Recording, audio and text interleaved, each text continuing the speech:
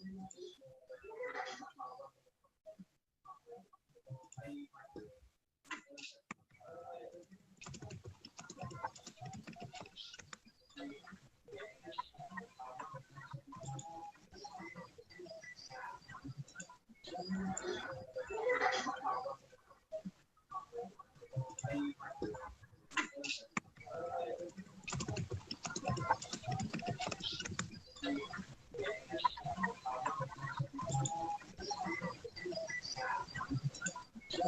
afternoon, ladies and gentlemen.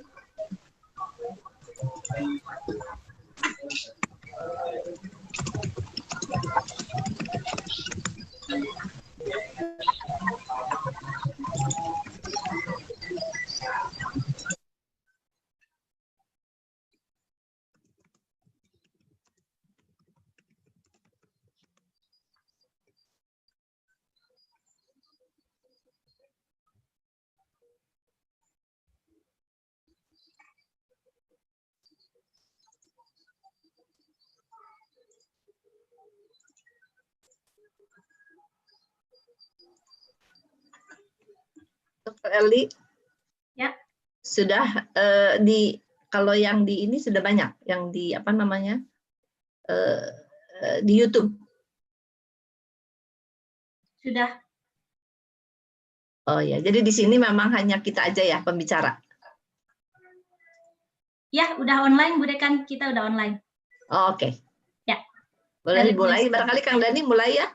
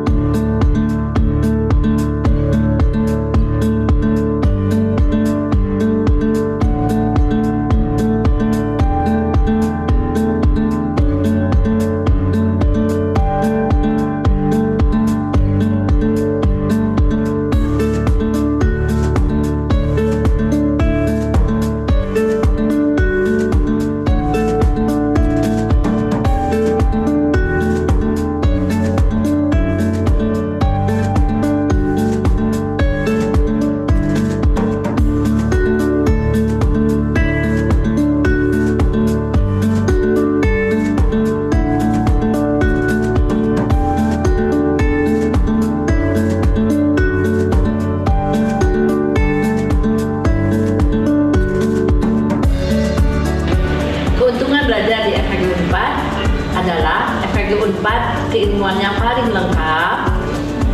Tentu ilmu FHG Unpad juga mutakhir dan didukung oleh penelitian-penelitian yang menghasilkan jurnal bereputasi baik nasional maupun internasional. FHG Unpad merupakan pelopor dan paling senior se-Jawa Barat. SDM berkualitas dan juga sudah diakui secara internasional. Selain itu, keilmuan kedokteran gigi FHG Unpad adalah yang terlengkap di Indonesia. Kemudian tentu sarana prasarananya sudah sangat memadai.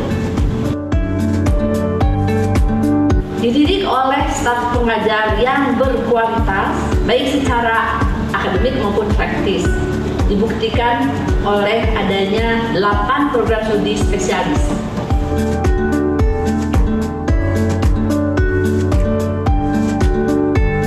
Ilmu kedokteran gigi terlengkap di Indonesia hanya di FKG Unpad.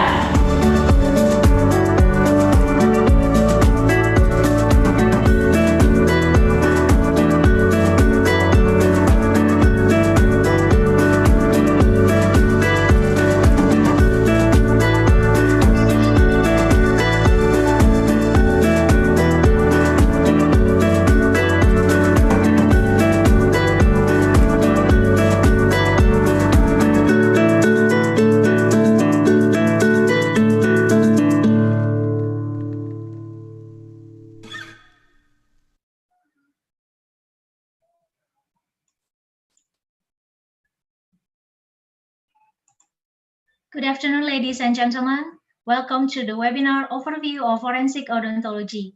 My name is Erlisa Rilita from Faculty of Dentistry, Universitas Pajajaran. I am the moderator for today's session. This webinar is arranged by two universities, Universitas Pajajaran in Indonesia and University of Dundee in Scotland, United Kingdom. Before we start, I would like to give opportunity to the Dean Faculty of Dentistry Universitas Pajajaran, Dr. Nina Justiana, to give opening remarks. Ladies and gentlemen, Dr. Nina Justiana. Thank you, Dr. Erli. Bismillahirrahmanirrahim.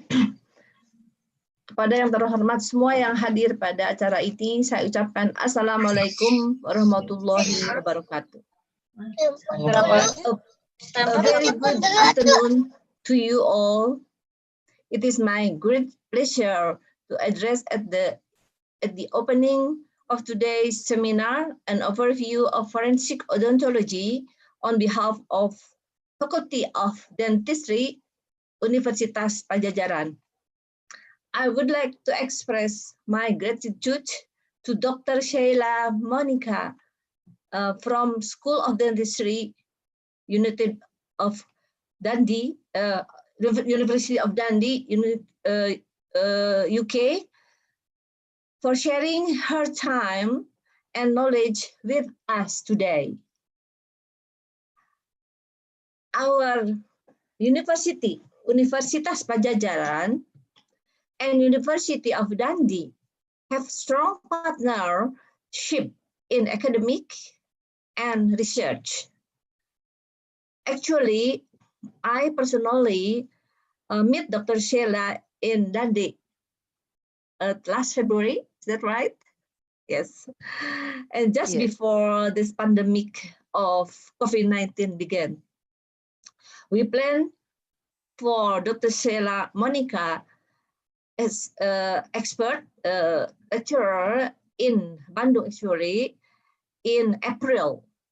But this April, actually last April, but however, due to pandemic, sadly, we have to postpone the event. And for now, we changed the delivery mode to online lecture or webinar lecture. So in this unfortunate circumstances, where we have to stay at home or work from home, so we have to keep up productivity or our productivity. So here today, undergraduate, postgraduate and student, and also maybe dentists, lecturer, researchers from Indonesia and all over the world have gathered to learn about forensic odontology from the expert. Once again, thank you to Dr. Sheila for your time, which is, we understand you are very busy. So we hope this is the beginning of many academic collaboration in the future between our university and Dundee, University of Dundee. Okay, ladies and gentlemen, enjoy the webinar. Wassalamualaikum warahmatullahi wabarakatuh. Thank you, Dr. Nina, for the warm welcome. Next, I would like to give opportunity to our Head of International Unit. Ladies and gentlemen, Dr. Eriska Rianti. Welcome to Universitas Pajajaran webinar series. My name is Dr. Eriska Rianti. I am the Head of International Unit, Faculty of Dentistry, Universitas Pajajaran in Indonesia. Today's webinar is the first among several series of international collaboration webinars, presenting world-class speakers. And today, we are very happy to host over 700 participants from Indonesia and all over the world, including Argentina, Pakistan, Greece, Saudi Arabia, Sri Lanka, Australia, Taiwan, Malaysia, India, Brazil, and United Kingdom, comprised of not only undergraduate and postgraduate students, but also lecturers and researchers. We are looking forward to meet you again at our next webinars. Please follow the links on the YouTube video description. Stay safe and keep learning. Thank you, Dr. Eriska, for the excellent summary. It is now my pleasure to introduce our speaker. Dr. Sila Manica holds a DDS from the Federal University of Santa Catarina, Brazil, graduated in 1999, and then a master's degree in forensic odontology from the University of Glamorgan, graduated 2011, and then a PhD in oral growth and dental development from the Queen Mary University of London, graduated in 2015. She has been presenting lectures and talks and also delivering training in Europe, Asia, and North or South America. Since 2012, she has been actively deployed to international disasters in Africa and Europe. In January 2016, she was appointed as a lecturer in forensic odontology at the University of Dundee. Currently, she is the program lead of the postgraduate courses and she supervises MSc, MF Odon, and then PhD researchers. Most of students publish the result of their projects in peer-reviewed journals. Ladies and gentlemen, I will present you here Dr. Sila Manica. Doctors Early, Eriska, and Nina, thank you very much for your kind invitation. I'm so pleased with this partnership between both dental schools, and also really pleased to see so many powerful women involved with science and dentistry. So yeah, it's a great pleasure of mine. And I also would like to welcome all the participants from different countries. So good morning, good afternoon, good night, because I don't know from where you're listening to this webinar. So thank you for your time. And also thank you for the opportunity of opening the webinars and to such a prestigious university. So thank you very much. So now I'm going to share my screen in order to show the PowerPoint to you. Just Allow me for a moment. You know how things work. We just need to find a way to. Okay. I hope you all are able to see properly the presentation. Very clear, Dr. Monica. Thank you. So this presentation is really an overview of forensic odontology. Is a fascinating branch of dentistry or medicine. I'm going to go over this in the next slides. I tried to make pleasant because we deal with very sensitive topics in this field, and some people maybe are not so used to see graphic images. So I try to do a very light presentation, but quite informative. So Dr. Early already mentioned about my background. So I think life allowed me to travel and be trained in different countries. And for this reason, I always had my intention to work internationally. And I think that is a great opportunity for us to learn from different backgrounds, cultures, and religions. And this is a gift for me. So I'm going to really start from the first slide. I'm going to talk together with scientific information. I'm going to also mention about movies, if you don't mind, because sometimes I want you to relate to things that happen in society. It's quite important in academia for us not to be isolated from society, and we need that link. So I'm going to illustrate with some stories. So I don't know if you are able to, if you saw a movie called Concussion, and the main author was Will Smith. He played a role about a true story. That was a Nigerian pathologist from Nigeria, and he was working in the US, and he realized that some players, some football players, they used to have head injuries, and he was trying to understand the cause. So he was a brilliant pathologist. And in this movie, this pathologist, he had a very unique way of working. He was criticized by the time, but I think he was quite sensitive to the cause. And it said that he used to speak to the dead bodies, to the deceased in front of him. So, for instance, he would stop in front of the body and say, "Okay, Rachel, I need your help. We are in this together. Please help me to find out what happened to you."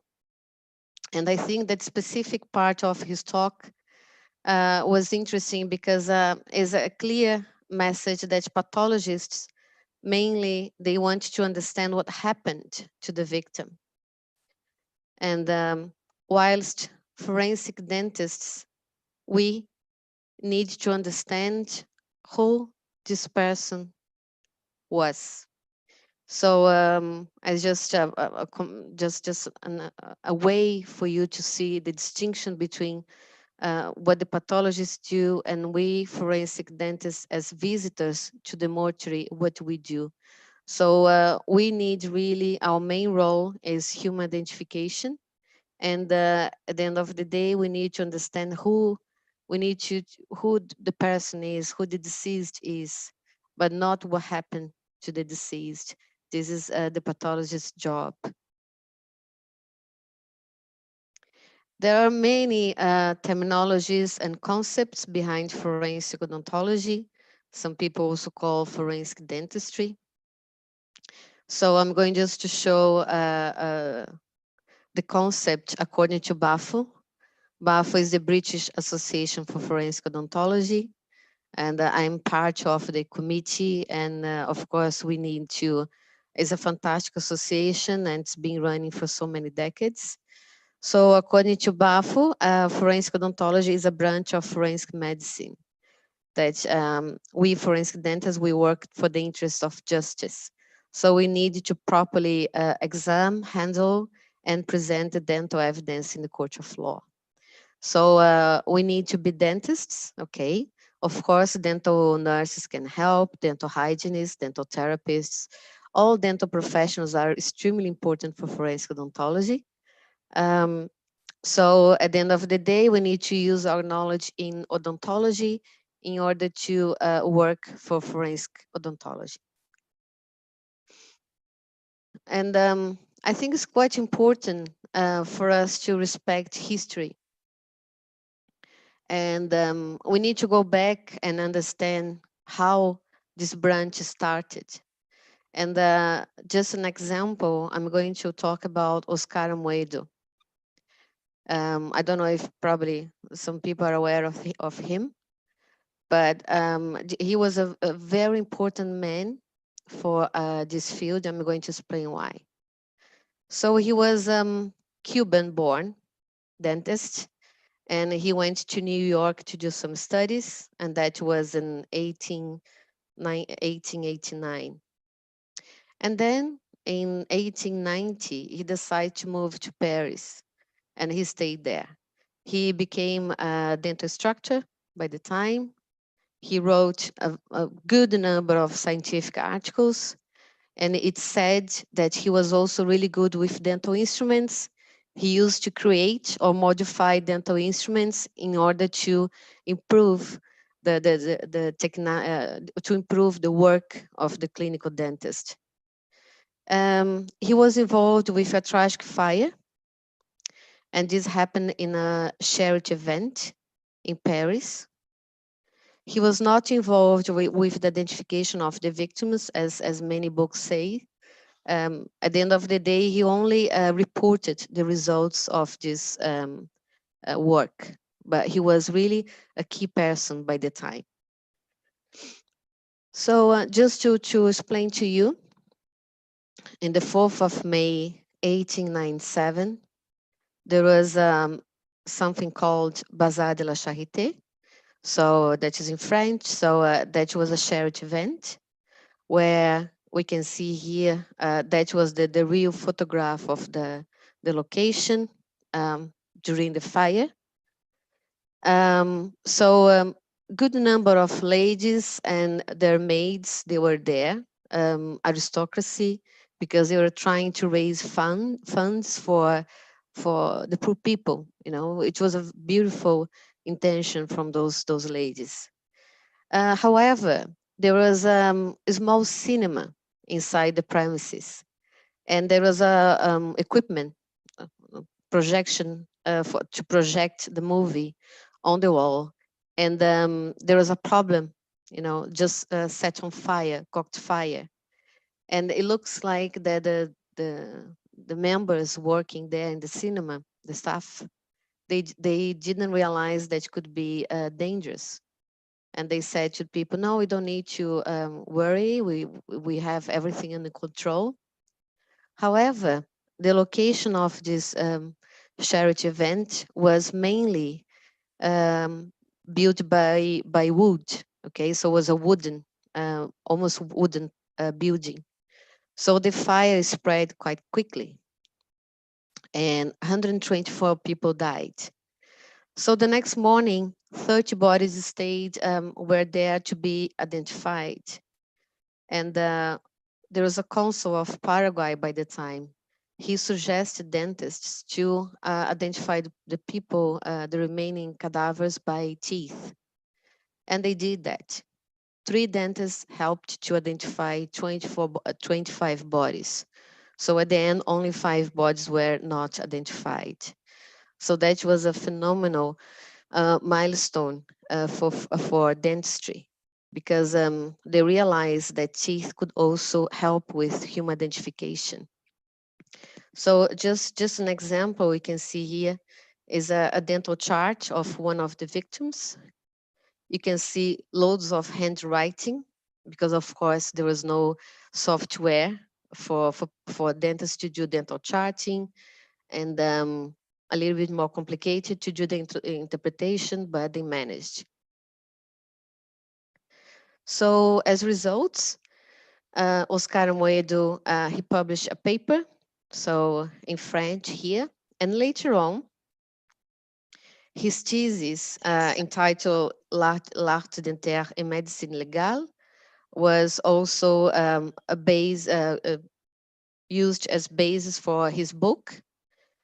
And of course, after those publications and the involvement that he had, he was considered the father of forensic odontology. So since then, forensic odontology exists. It's been involved, changing according to decades, of course. Now we have technology helping us. We have more understanding about the roles.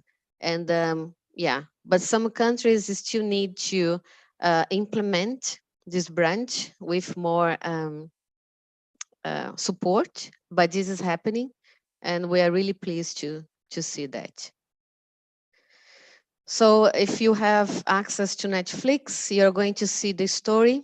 This is in French, this is in English, The Bonfire of Destiny, where unfortunately they don't talk much about the human identifications by dental means, but they really mention how the fire started.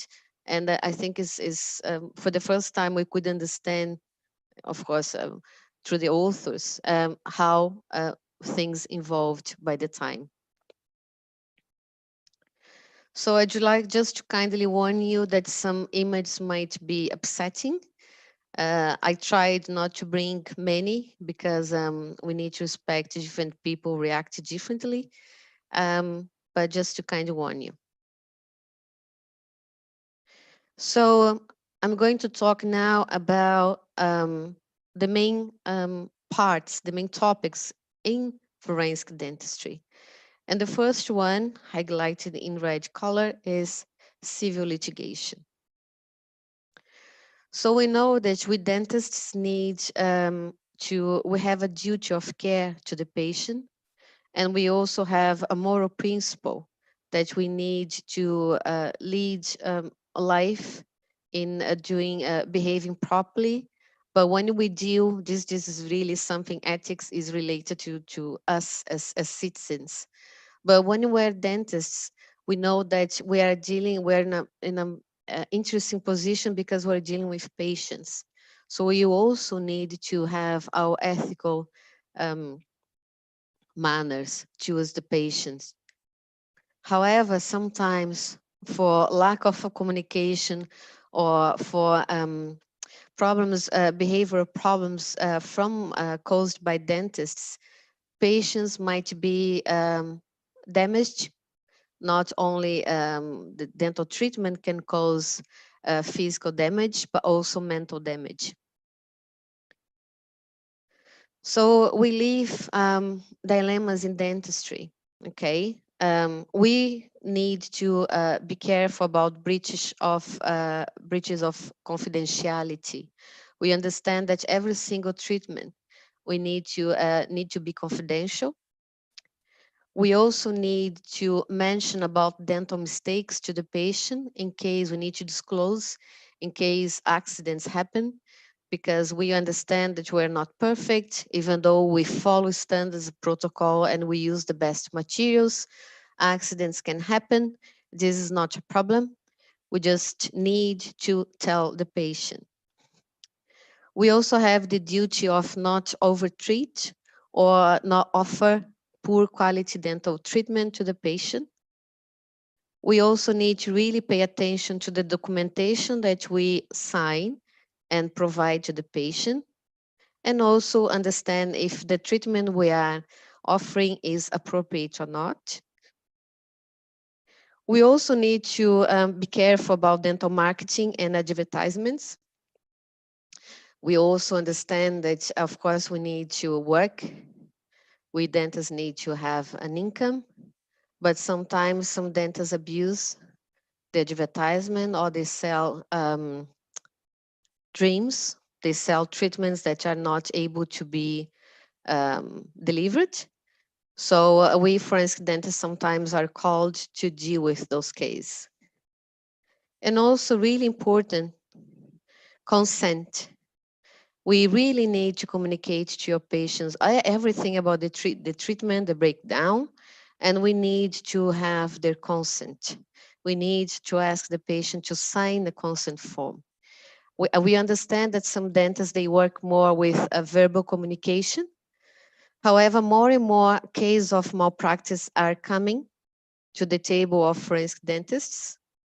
And this is not, in some countries can be quite serious. So we do need a patient to sign the consent form and to sign the treatment breakdown in order to prove that we communicate and this person understands. So a few examples of accidents that can happen that can be called malpractice. Sorry about this double word here. It can be called malpractice, or can also be caused just by accident, really. So we understand that endodontic procedures, if we use manual, sorry, just going back. If you use, we understand that the endodontic file, if you need to work in very curved routes, accidents can happen. Or some dentists, they leave the file instead of gutter pack inside.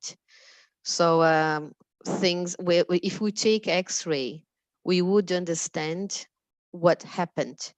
So for this reason, everything that happens to the teeth, even as an accident, we need to tell the patient and we need to try to sort it out. Restorative procedures. We understand that every single filling or restorative treatment, we need to follow the shape of the dental crown. However, sometimes dentists don't really look after that specific part of the restorative treatment. And we understand that we're going to cause injuries to the gum and eventually to the bone. Another topic that is quite well mentioned is the negligence, okay? So sometimes, even if you receive a patient in front of you in your dental practice, and it's just an emergency, a toothache, for instance, but we see that this patient has a severe periodontal problem, we need to tell the patient, okay? Even if the patient is in a hurry, we need to really do the dental charting and talk to the patient about the other problems. Also, sometimes for dentists fail to spot oral cancer, and we understand very well that we have the duty to assess soft tissues in the oral cavity.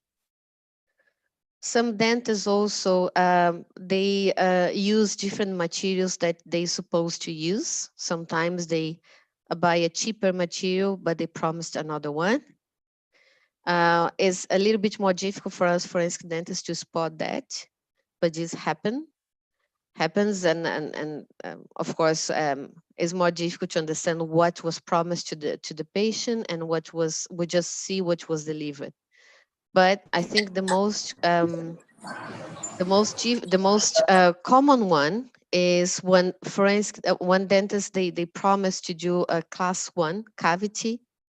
Sorry, they promise to do a class 2, and they just prepare a class 1, and they charge for 2 surfaces, but the patient just needed 1 surface restored. So that's what we call dental fraud. And I had case in my life where we received ante-mortem dental records saying one thing, and in the body was different, but was the same person. So it's quite important for us forensic dentists to have accurate ante-mortem dental records. I'm going to explain why. We also sometimes need to investigate trauma to the oral cavity. So for instance, people that were involved in some car accident, for instance, and the insurance company, they request our opinion just to talk about what happened to the oral cavity, and then we talk about damage, and then eventually compensation. And now I'm going to talk really about the main role, that's human identification of a single body. you're going to see in good number of slides. I don't know if you know about the style of painting called vanitas that was during the seventh, yeah, 7th century, 17th century, sorry. And just in these paintings, the artists, they used to talk about the futility of pleasure and the certainty of death. So they would paint very beautiful paints, but eventually they would place a skull or something to remind you about death. So why human identification? There are so many reasons why human identification, but I think the most important really is human rights. Yes, we come to Earth, we've been given a name, and when you leave this Earth, we also need to live with the same name.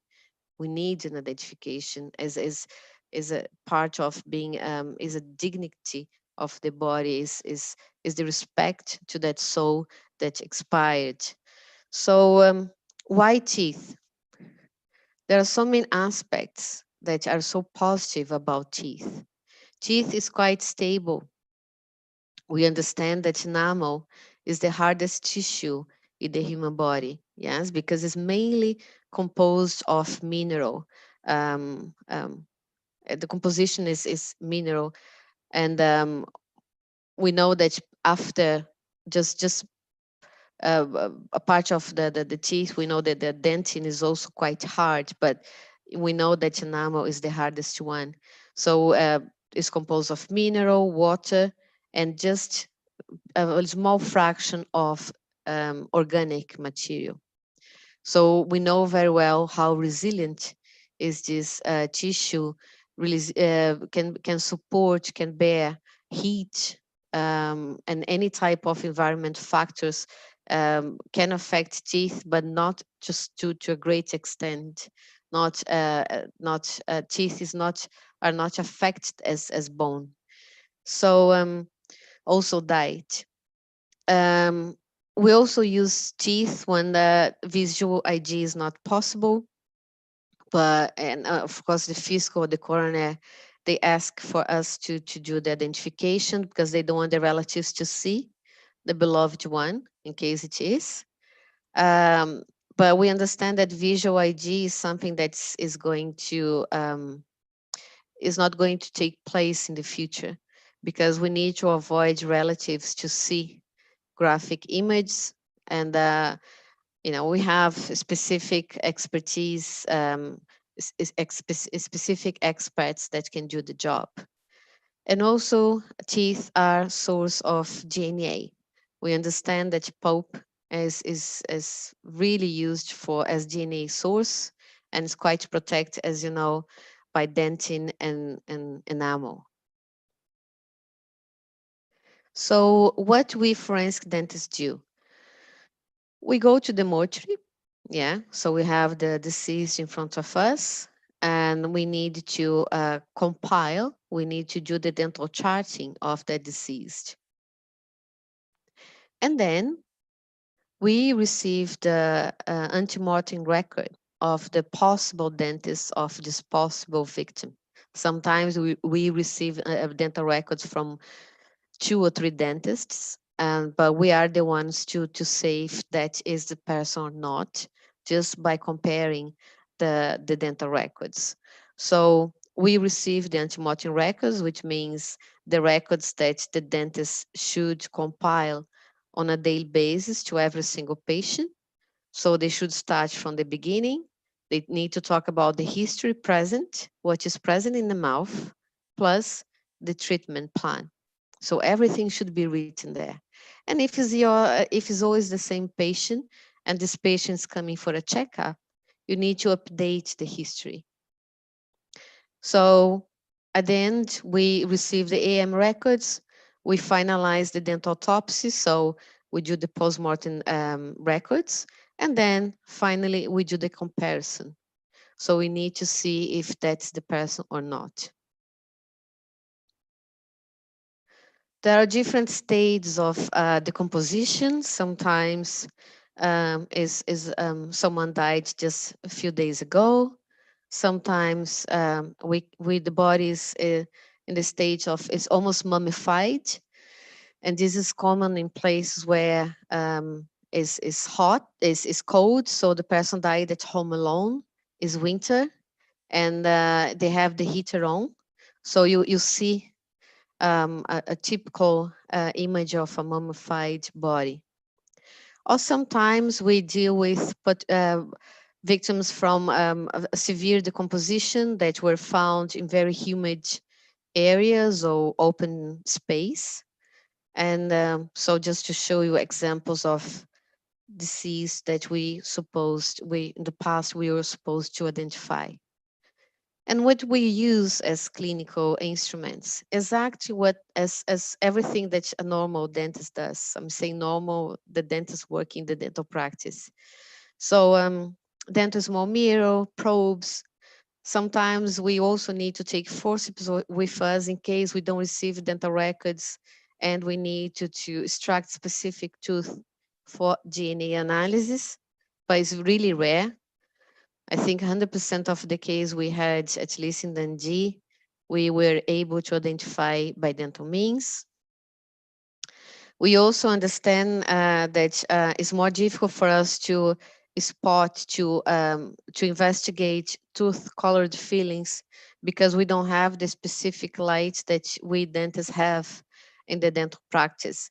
So sometimes we need to use the UV light or take X-rays in order to identify very well done tooth-colored fillings, composite, etc. We also need to take intraoral photographs, and sometimes we record the dental autopsy.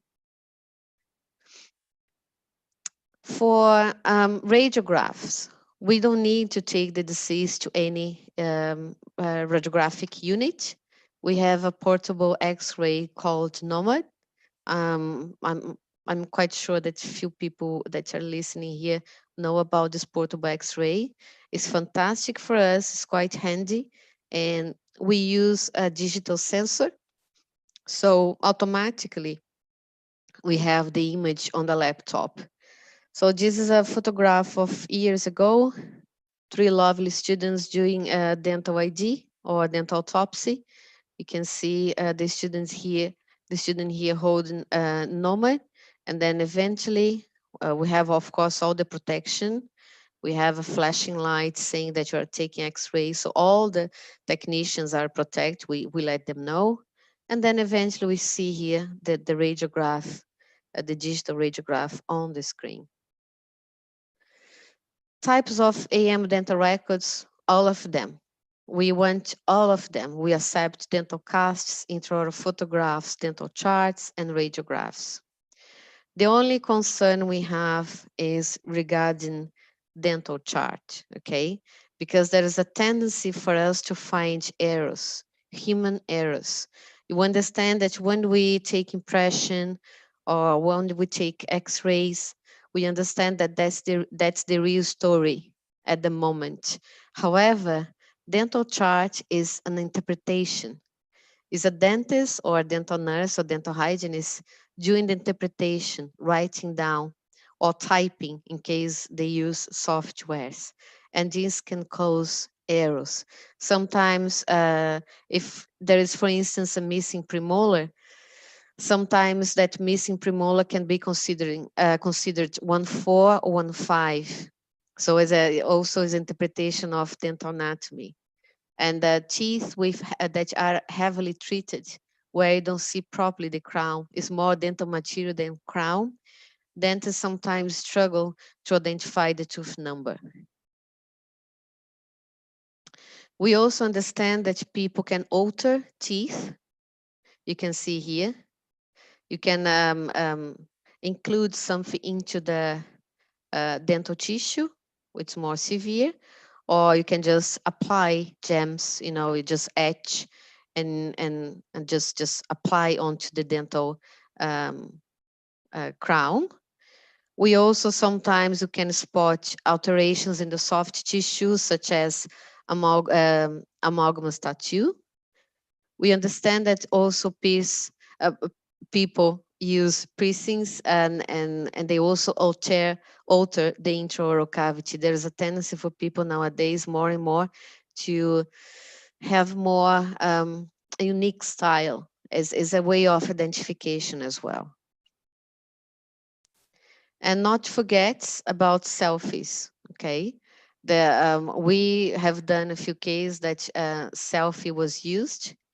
Police officers, they retrieve images from social media, and we can use that for identification as well.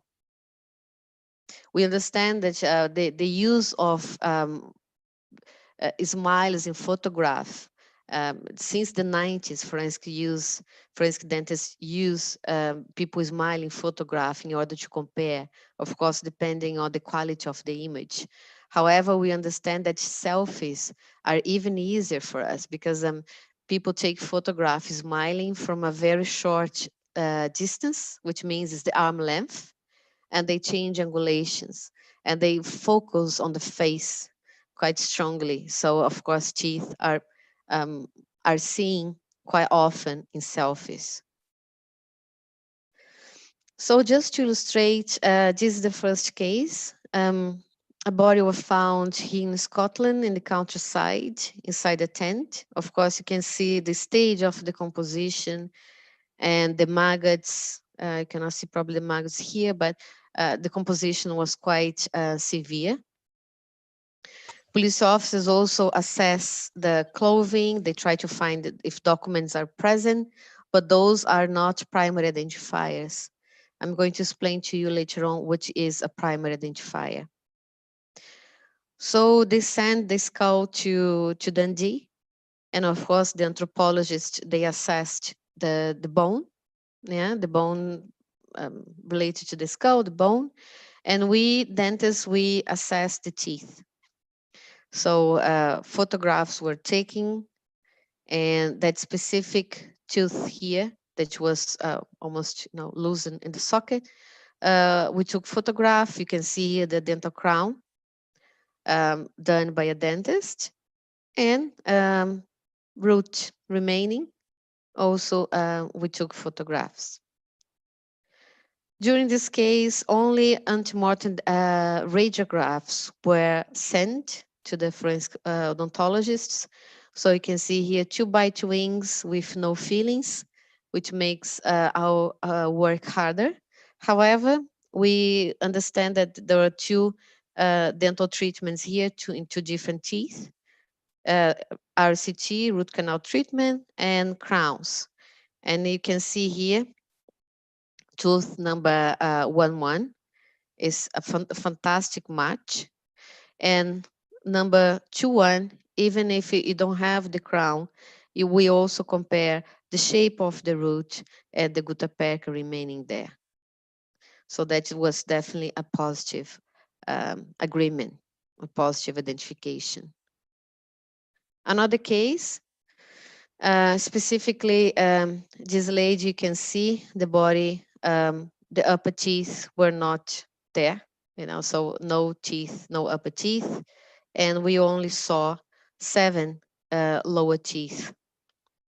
And then we are hoping to receive good antemortem dental records.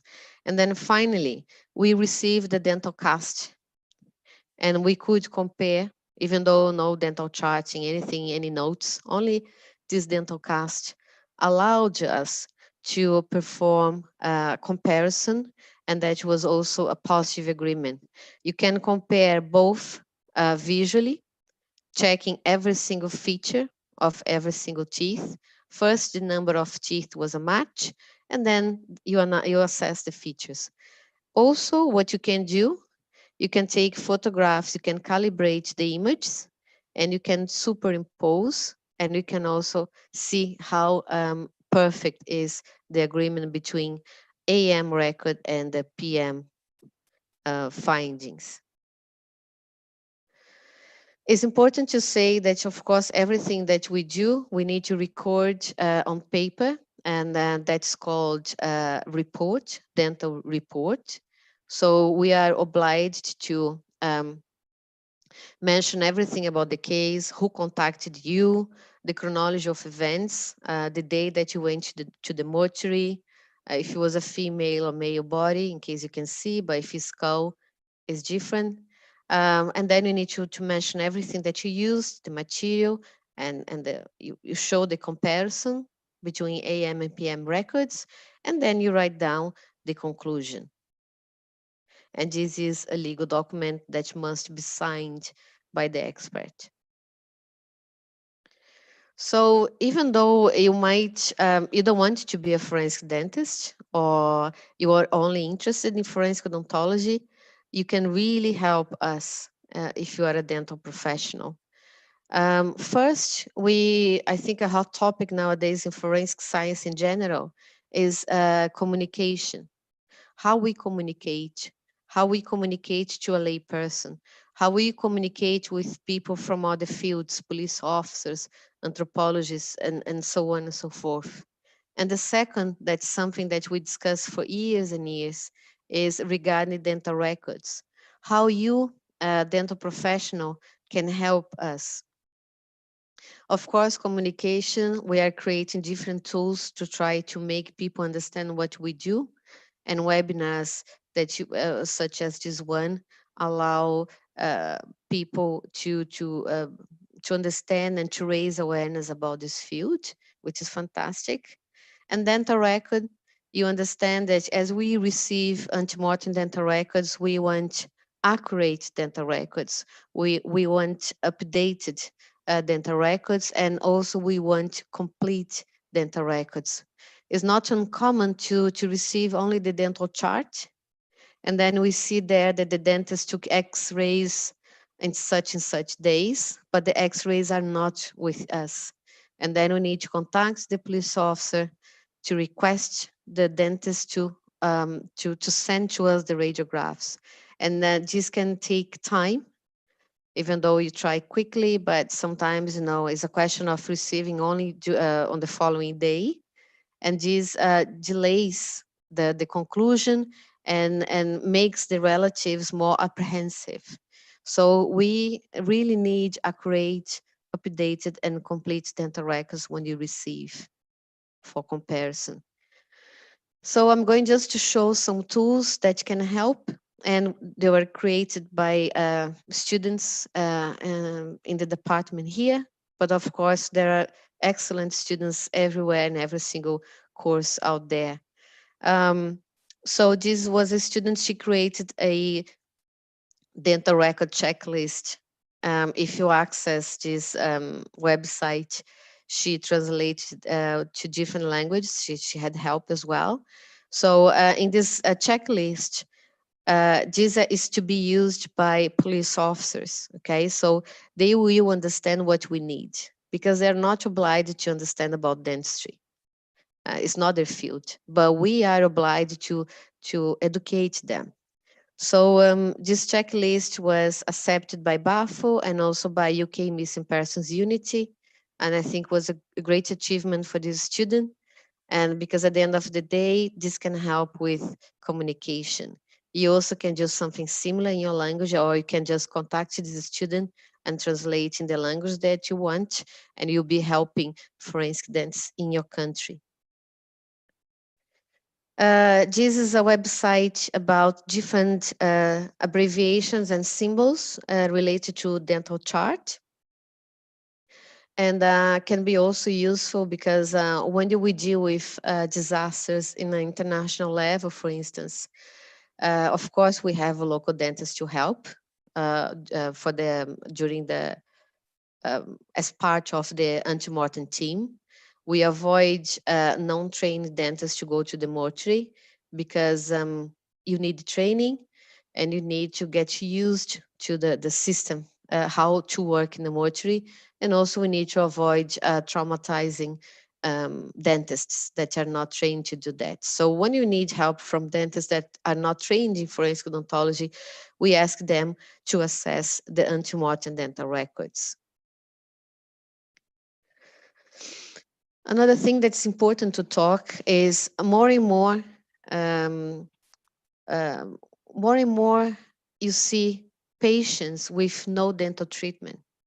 Okay, dental public health in the world is improving so much. The awareness of the oral hygiene, the access to toothpaste and toothbrush is I think we're doing a great job with dentists in the world improving odontology. But in the same time, when you see less and less dental treatment, restorations, dental crowns, etc., it's more difficult for us to do the identification. I'm not saying that's impossible. I think, in my opinion, in the past, forensic dentists would rely more on dental treatment because the amount of restorations or missing teeth or crowns would be would be a lot. But nowadays we're living that transition that we see sometimes a deceased with only a class 1 of amalgam on tooth 16. But this is happening. So probably in the future, in 5-10 years or more, we are going to see deceased in the mortuary with no dental treatment whatsoever, only orthodontic treatment or whitening. So you understand that it's going to be more challenging, but we need to rely more on dental anatomy. So we need to have a fantastic understanding on interpretation of radiographs and also dental anatomy in general. So so everything should be written in the dental chart. Rotations, dental rotations that are related to anomalies in the bone, or diastema, or supernumerary teeth. Everything should be written, not only dental treatment. We do like to receive the records where the dentist was quite he spent some time or she spent some time doing the dental chart. So dental anomalies of space or anomalies in the crown on the roots should be really recorded. And when a student creates this atlas of dental anomalies, because sometimes people forget the terminologies, so you can have that as an app, and you can have also have the information in PDF. So you click in every single crown here, tooth, and you're going to see different anomalies, and just to remind you about the terminology. Another student also created an anatomical chart for oral jewelry, piercings, or tattoos, because we also need to adjust to modern times, and people are more and more changing the appearance of teeth and also the soft tissues in the oral cavity. And dentists should also take note of those extra additions to the oral cavity. And more we are using technology, 3D, etc. And one of the students, also PhD student, he created an auto IDD, which is a comparison of AM and PM dental casts that can, be scientifically proved.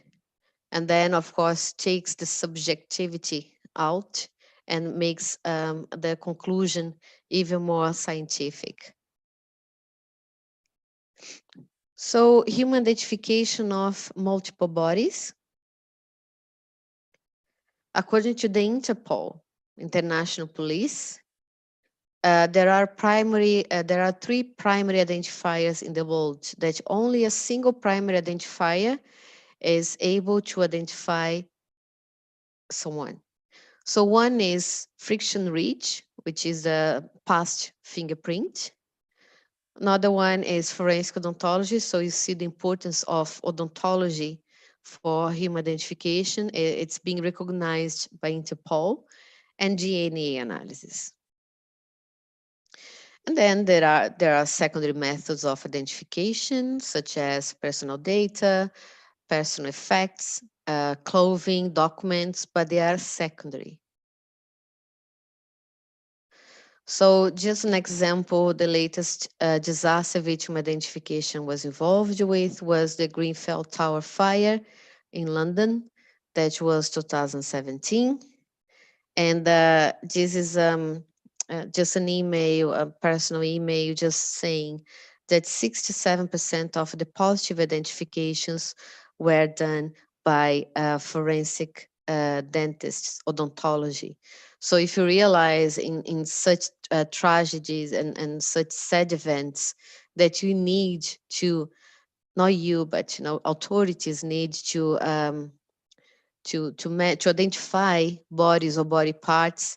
Odontology, forensic odontology plays a fantastic role in disasters because if you receive accurate dental records, you can quickly, in a very in a quickly and it's cheap also and inexpensive. You can give your opinion and you can identify someone. Also, we are asked to identify specific teeth. So, for instance, someone was brought just a sandwich from some supermarkets, let's say, and then they realize there is a tooth inside when they bite, unpleasant tooth there, just because this is a real story, really. And then they send to the forensic dentist or to any dentist. There's no need to be forensic, but they send just to ask about this specific tooth, and then you need to see if someone placed the tooth there, or if the person was biting that tooth, if the tooth belongs to that person. So you also need to avoid some claim. So this is a real case. We received this photograph just asking about, just to identify that specific tooth. I don't have chance now to ask your opinion, but a good number of people already mentioned, oh, could be a third molar, could be a premolar, a variety of answers. But if I tell you that this is not human tooth, is an animal tooth, so forensic dentists not only need to be really good in dental anatomy, really good, because we also need to identify piece of just this piece of roots, crown shells, etc. We also need to have some knowledge on animal tooth. Doesn't mean that we need to understand as much as a vet. It's not that, but we need to be capable to say that that is not a human tooth. And then people would ask me, okay, so for human identification, if you don't receive dental records, you cannot identify someone. I would say to you that is going to be more challenging. However, we can perform a reconstructive process of identifying, which means dental profiling. So I always say that when we need to perform dental profiling, we are really the Sherlock Holmes of odontology, because every single feature in that specific tooth is giving away some information that we need to use to write a report. And why do we do that? So, for instance, all the information I am retrieving from teeth, because we say that teeth tell stories, and they do. We help police officers to narrow down the search. So if I say that's more like that this person, the age range is, let's say, 16 to 20, they are going to go to the missing persons unit, and they're going to find people missing around that age. So you understand what I mean? We try to point to more specific type of people in order to help the police officers to retrieve dental records. So what are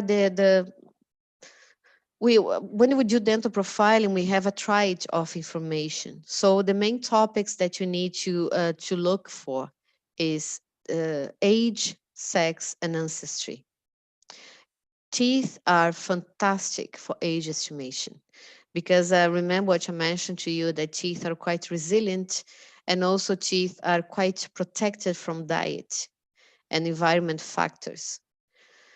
So in the forensic world, if people really want to know about age estimation, the first option really is teeth. Second is sex. I don't talk about gender here. I'm talking about sex. It's XXXY because we need to just think about the biology, okay? Teeth are not so powerful as pelvis and skull. However, we have methodology that we can apply for sex estimation. Thirdly is ancestry. We don't talk about ethnicity or race. They are different terms.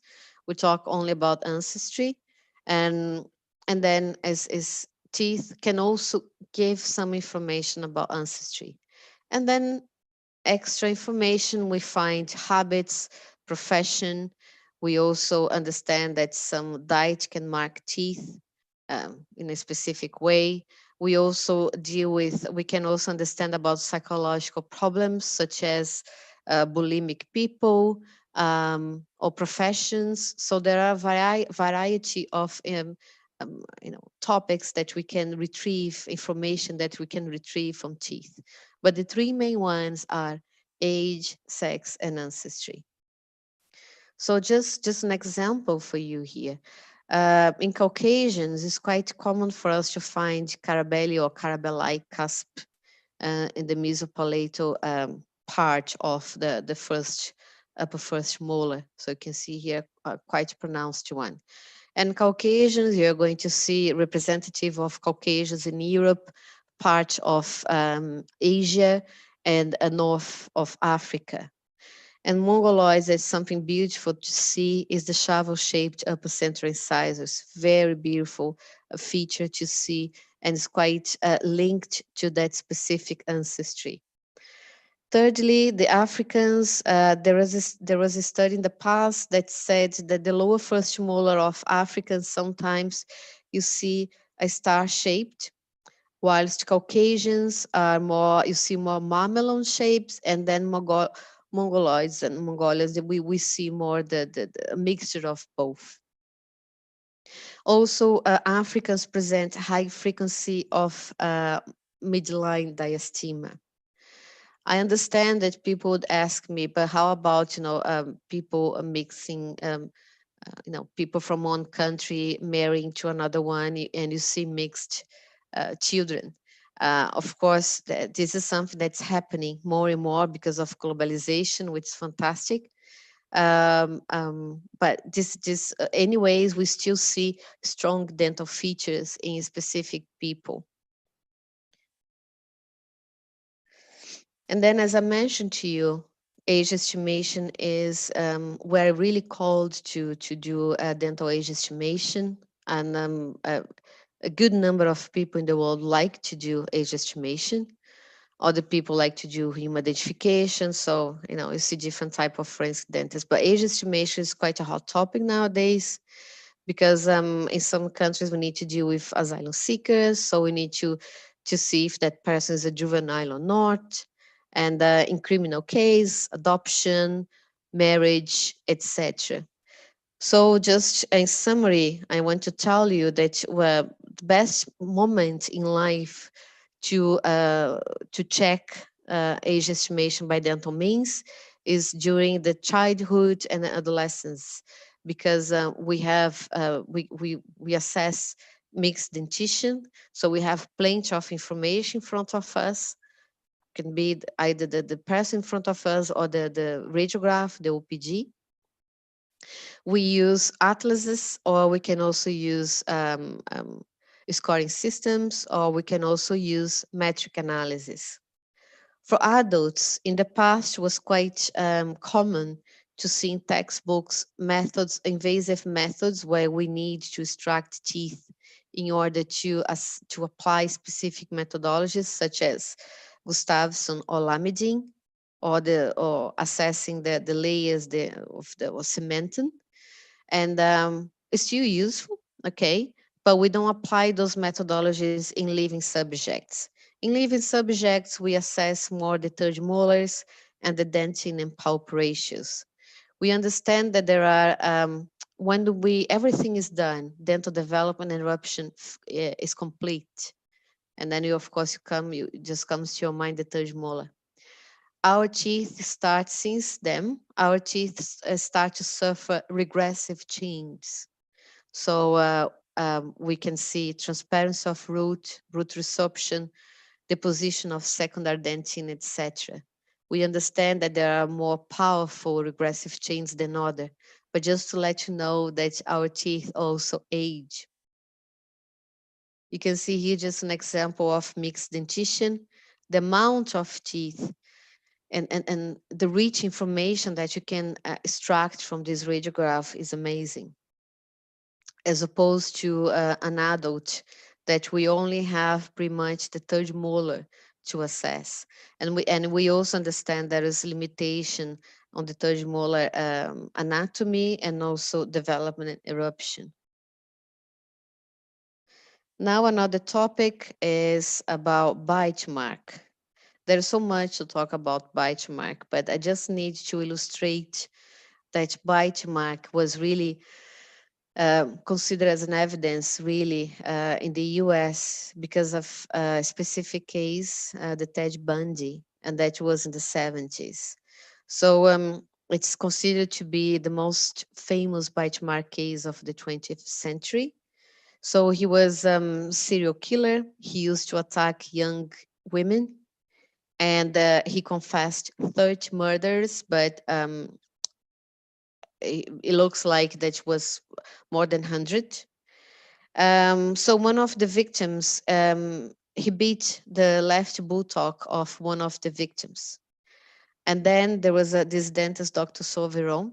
He also wrote a textbook on the subject.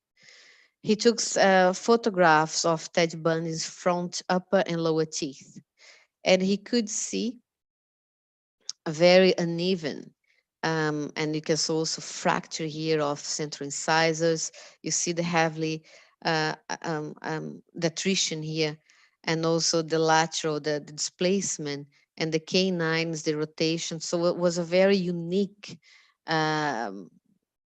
dentition. And I think he used styrofoam, if I'm not mistaken, to register the bite. And he could compare, you can see here, those injuries, we can see more than one bite mark. And he could compare using the overlay. And I think this case was extremely successful because also Ted Bundy's dentition was quite distinctive. And then if you want to, again, talking about Netflix, there's a series of about Ted Bundy tapes, a little bit scary, this series, but you can understand what happened to him. And also a specific part talking about forensic odontology. That's quite interesting to see. So the message that I want to send to you about bite mark helped in so many cases. But also there are miscarriage of justice, and people were wrongly convicted by bite mark evidence for so many reasons that I would need hours to explain to you why. So we need to be careful when you talk about bite mark evidence. So that's what I just really, the message I need to tell you is that bite mark evidence should be really tested scientifically to be considered an evidence, because what we don't want anymore is to innocent people to be imprisoned because of wrongful conviction, including bite mark evidence. So you are going to hear about the Innocence Project, which is a fantastic project created by lawyers in the US. They tried to help people who sent thousands of letters to them asking for help, because they said we are innocent and we are here for 10 or 20 years in prison, and we want to have freedom again because I didn't commit the crime. So if you want to have access to Netflix, if you have access to Netflix, please watch the Innocence Files. And the first one was about bite mark case. So you can see that forensic odontology, you find more and more people talking about forensic odontology. That's not only in universities or or court of law. So we can also find bite mark in foodstuff. So we have an archive of old case in forensic odontology, and this is a funny, to some extent, case where a teenager just opened a pack of biscuits, and he just bit in the biscuit, and he could see here the central incisor. So they sent this piece of biscuit wafer to the dental school for identification. By the end of the day, the boy just assumed that he invaded the supermarket and took the wafers without paying. So just to show to you that bite mark, if you think about bite mark in food stuff, if you think about hard cheese or chocolate, they are the best substrates to register the bite mark. And then finally, there are specific areas in forensic odontology that should be more explored, in my opinion, and they will be. And one is lip print. So some studies, for instance, two Japanese researchers in the 20s, they created a classification of grooves on your lip. And also different researchers also created different classifications. But I think the most important of lip print is related to crime scene.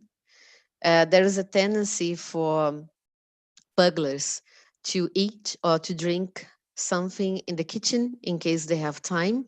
And of course, they might leave a lip print that can be used for comparison.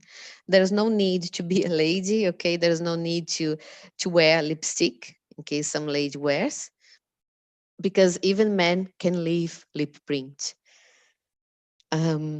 Another one is the palate rugae. We understand that we have categories, different types of rugae in the palate, on the palate. We can use that, but depends the stage of the composition of the body, because you know it's a soft tissue, and if the composition started, we might not see anymore. But this is a plus for us, so we not only rely on teeth, and there are cases in the literature where people use the palate rugae to help with identification. We also understand that there are serial numbers or engraving in dentures, and this can also aid with human identification. And also it's quite common for us now to assess implants, the shape of implants, the size, the thickness, and the brand can help us. It's really difficult for us to find serial number in the chamber.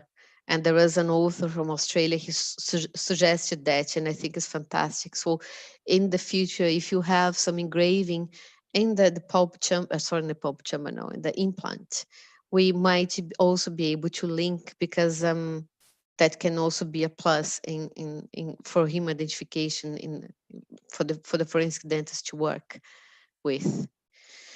So I don't know if you like podcasts. Last year I recorded with I know, a nice podcast. I think it was good. I think, yeah, with someone from BBC, and there's a chapter. The work is called Morton. It's quite interesting because it involves different experts from different fields.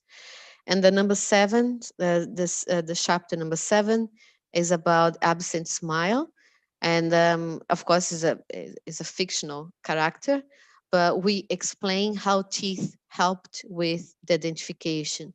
So if you are interested in podcast, I think that would be funny for you and good and interesting to hear. So that is my email address. I also have you can also follow me on Instagram, because I always share, articles that we publish in the department, the students publish, and, books, textbooks, etc., opinions, and it's quite eventful. So we're always posting something new. So if you are interested, we can follow me. And then you can also ask for opinions and suggestions or guidance about forensic odontology, I'm happy to help you. So yeah, I think that's it. Okay, thank you, Dr. Sheila, for your excellent presentation. So unfortunately, we only have limited time for discussion. So I have selected here some of the questions from the participants.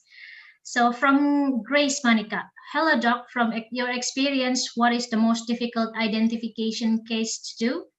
What did you do to resolve the case? Thanks for sharing.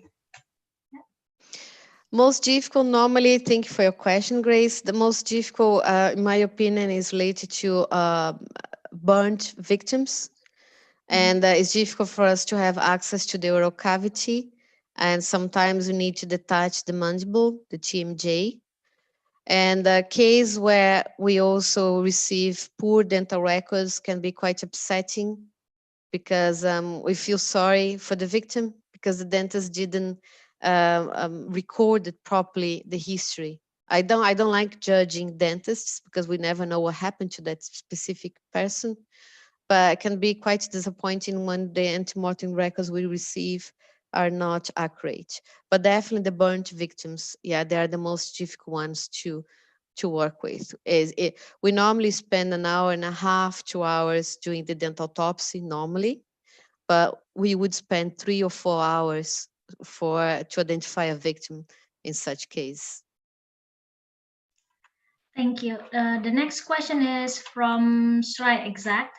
Hello, doc. How to apply forensic odontology in pediatric patients, for example, in child abuse?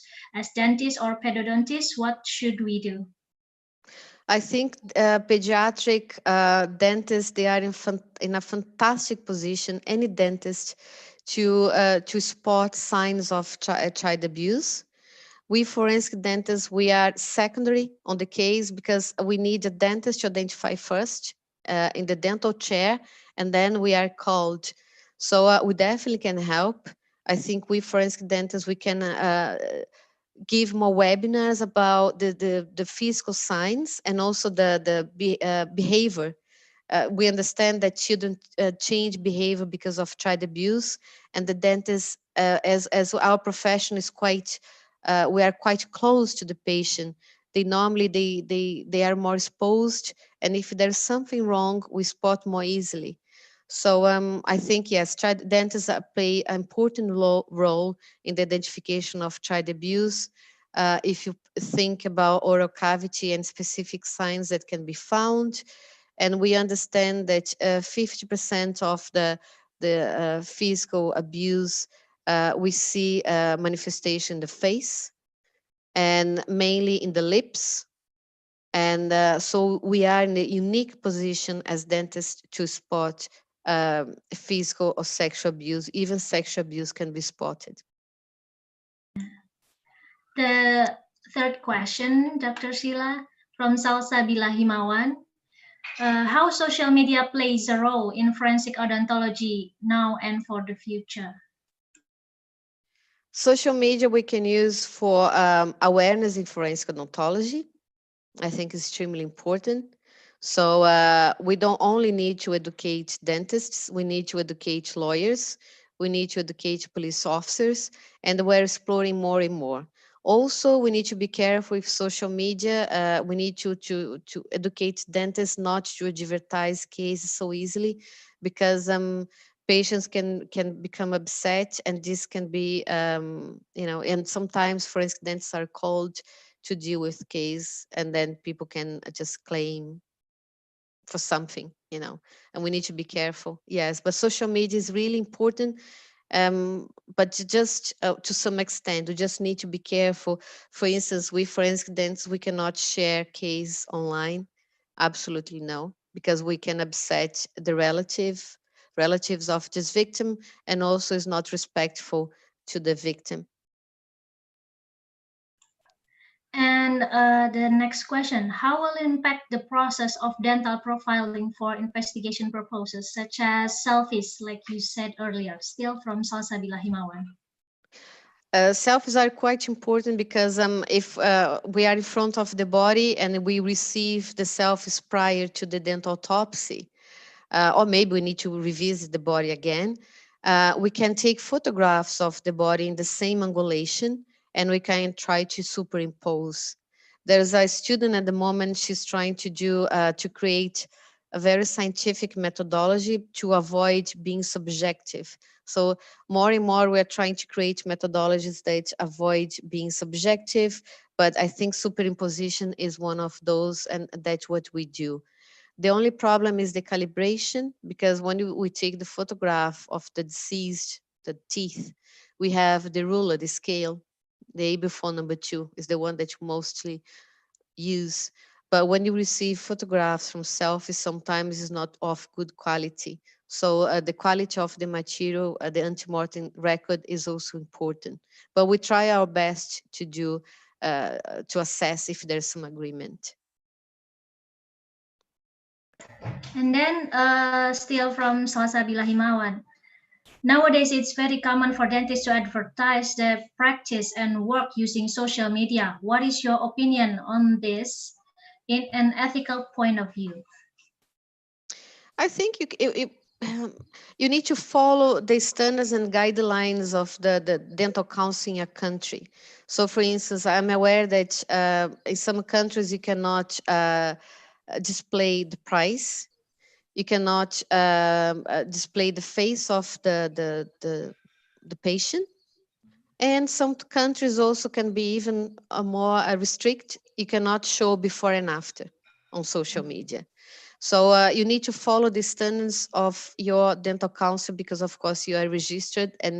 But I think ethically, you can talk about good things in your when you advertise, but specific things such as exposure of patient and price as well, discount. Maybe I don't think it's ethical at all. So it's a common sense first, and then second, before you publish something, just check the standards and protocols and the ethical code according to the General Dental Council in your country. Mm-hmm. And then what are the qualifications necessary for a foreigner to study forensic odontology in Dundee? Question from Vivian Lira. Vivi, thank you for your question. So you need to hold a BGS or GGS degree in order to become a forensic dentist doing a master or PhD. However, we are going to probably in the future, we're going to create CPD or short course for dental nurse, dental hygienists, and in order to also educate them, because they also play important part, mainly in disaster victim identification, that we need so many people working for a long period of time, most of the time. So we need to, at the end of the day, every single dental professional is important, but unfortunately for master degree, we need someone, an applicant should have a degree in odontology. Yeah, thank you very much, Dr. Sheila. I realize that there's still a lot of questions unanswered here, but because we have already passed the time, would you kindly willing to answer the question that I will send to you later offline, and then I will send it to the participants. And also, would you kindly share your PowerPoint perhaps for the participants to read? Yes, Dr. Early. So I'm going to reply the questions. Sorry, I was not able to answer on time. And I'm going to send the PDF. My apologies, I just need to delete the cases because of, confidential matters, but I'm going to send to you, a part of that, with pleasure. And then last time, because we know here lots of participants are undergraduate or postgraduate students in School of Dentistry, perhaps you have some advice for them just in case they have a goal or plan to pursue career in forensic odontologist. What should they do? So there is nothing special in order to become a forensic dentist, apart of being ethical and good dentist. So when I mean ethical and good, I'm talking about being do what you need to do. So when you see a patient, you need to really record a proper dental chart, and you need to inform your patient about everything that you're doing, and you need to ask for signature. And you need to keep your dental records for a long time. I understand that in some countries there is no rules about the amount of time for record keeping, but you can make it digital. So if you don't have space in the dental practice, so everything that's paperwork related to patients, always be careful. And of course, that when you think about ethics, is about also the consent form, how you advertise your work, and the promises you make, because more and more patients have high expectation about the treatment, and also to avoid stress to you. And also respect yourself when you need specific time with a patient, but you have just a short time to see the patient. Keep the standard. And if you want to be a forensic dentist, just respecting dental records and the the ethics related of being a dentist, of course, and then you can be trained in how to use your skills as odontologist to help the deceased or a criminal civil case. And I would be pleased to see a good number of undergrads to become forensic dentists in the future. Thank you very much, Dr. Sila, for your excellent presentation. I would like to remind all the participants to submit their post-test 1 hour at the end of this webinars, and then they will get e-certificate. And then also I would like to thank all participants and the organizing committee. And then also especially I would like to express my gratitude to Dr. Sila Manika for your time and knowledge. And I'm hoping you will, all the participants will join me in the next webinar series about introduction to statistics in health research. You can find more information in the description of this video. So perhaps this is the end of our webinar session today. Stay safe, stay healthy, and then see you next time. Bye-bye. Wassalamualaikum warahmatullahi wabarakatuh. Thank you all. Stay safe. Bye-bye. Thank you. Bye-bye, Dr. Sheila. Bye-bye. Thank you, Dr. Sheila.